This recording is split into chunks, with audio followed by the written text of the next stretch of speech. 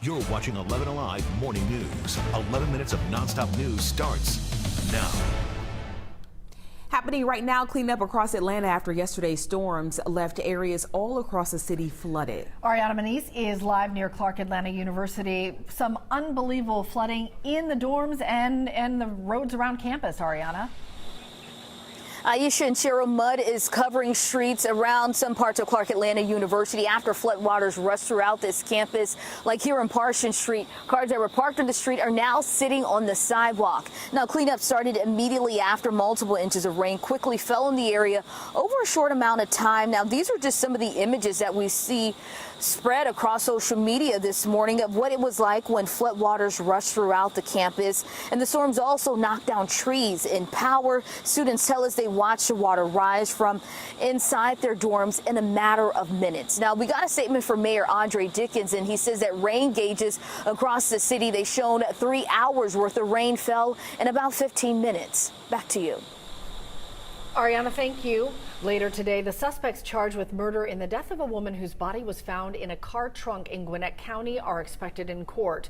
There is a 6th suspect. We are not naming them because they are underage.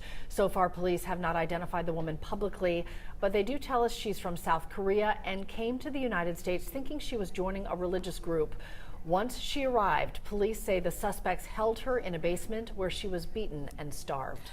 Right now, 2 of former President Trump's co-defendants are gearing up for their trials to start next month. Attorneys Sidney Powell and Kenneth Chesbrough, who face charges in the Fulton County election case, will have their trial October 23rd. Everyone else will have a later trial date. District Attorney Fonnie Willis pushed originally to have all 19 co-defendants tried together. And that was a look at your top headlines. Andrew helping us get out the door on a Friday morning. Yeah, and Aisha and Cheryl, we're tracking some shower activity now within the perimeter. Up there by the King and Queen Towers, not seeing anything in the way of rain. And downtown, really not seeing the rain just yet. There's a lot of cloud cover thickening up, though, right across this region. And that's because the shower activity is getting closer and closer. You notice that we actually just had a flash flood warning come in here as well. This is going to be for areas kind of just on the edge of the 11 Alive viewing area. So we're not going to talk about it too much, but you notice how heavy this rain is down here. This is slowly drifting off to the west. We could end up having a little bit of flooding potential ourselves, I think mainly south of I-20 later on today. Something we're going to keep a close eye on. We do have a very heavy shower right now making its way into the perimeter. This is, again, just across I-285 on the east side. I-20 just to the south right here. There's Panthersville, Belvedere Park. We also have Decatur starting to pick up on some of these heavier showers. Edgewood, Druid Hills, this is all pushing your direction.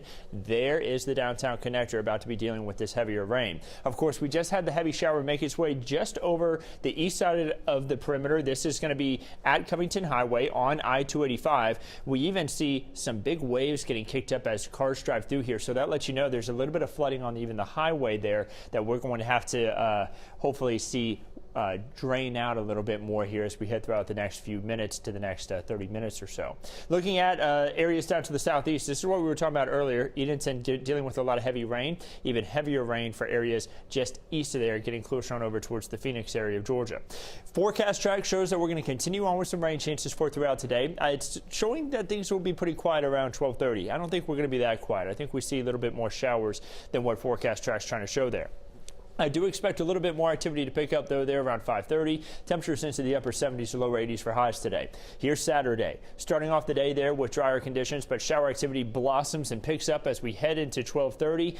Things are going to get a little bit of a break there as we head into the evening hours. And then by the time we wake up on Sunday, a little bit of shower activity drier for Sunday afternoon, though. And it's back, and it's big, and it's bad. A lot of excitement. Tens of thousands of people expected to attend between today and Sunday. Yeah, we're talking about Music Midtown.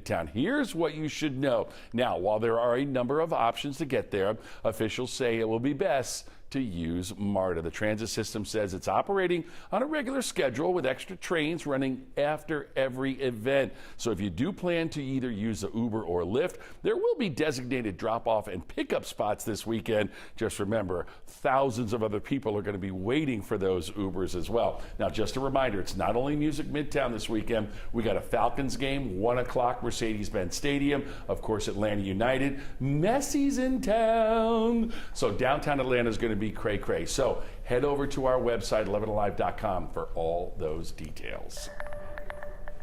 DeKalb County government will feed thousands this weekend who need help providing nutritious meals for their families. The county is hosting their monthly food distribution tomorrow. They give out 5,000 boxes of food every month throughout the county. This initiative all started during the pandemic as a way to address food insecurity. The county is still using funds from the American Rescue Plan to make this happen. CEO Michael Thurman says it costs about $250,000 every distribution. But more than 3 years after it started, he says the need is still greater than ever, and the county continues to make it a priority. That is showing these people that they are not alone in these challenges. The people are so thankful and appreciative, but I've seen so much pain. People are suffering now because of the high price of groceries. Senior citizens on fixed income, parents, particularly single parents who are having to make hard decisions about whether to purchase grocery or pay mortgages or rents. So we are standing in the gap, as all people of goodwill are asked to do, at a critical moment in the history of this nation, our state, and our county. The boxes are filled with protein as well as produce, and that is thanks to a partnership with Georgia farmers. With a collaboration with the faith community, the boxes are available for pickup starting at 9 a.m. at churches across the county. For details on where to go, head to this story on 11alive.com. This morning, Atlanta's police chief is ramping up his appeal that the city needs a new public safety training facility. We are a large metropolitan city that hosts events that you do not see anywhere else in the state of Georgia. We have to have a police department that matches that reputation of those iconic events. And so my concern is just the mere suggestion that this isn't needed, and the mere suggestion that it's going to be taken away from our officers, what's been a promise, it's going to impact morale, and it's going to impact how many people we have patrolling every neighborhood. On the other side, opponents are frustrated the petition approval process to get the issue on the ballot is held up.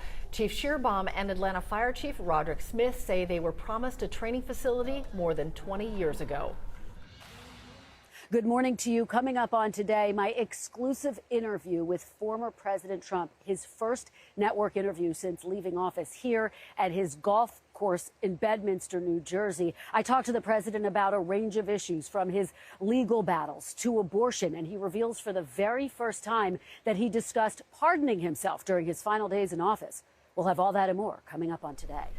Kristen Walker's fuller interview with former President Trump will air Sunday morning on Meet the Press. It is Kristen's debut as the show's new moderator. You can watch it at 10 a.m. right here after 11 Live Weekend Morning News. And Cheryl, I wish I had some better news for this weekend. We are going to be dealing with some rain, a 30% chance for rain as we head throughout today, 40% chance for scattered showers and storms, mainly for the afternoon tomorrow. Headed out to Music Midtown, bring a poncho. Hopefully the showers miss you, though. It's not a guarantee that you're going to have rain out there. And then on Sunday, a 30% chance for showers. That's mainly for the morning, drier for the afternoon and for the rest of the week. All right, everybody, thanks for ending your week with us. We hope it was a good one and that you do have a good weekend as well. Yeah, have a great weekend out there. Lots to choose from. We leave with a beautiful shot of the airport. Ooh, dark skies, though. Today's show's next. We'll see you back here on Monday morning.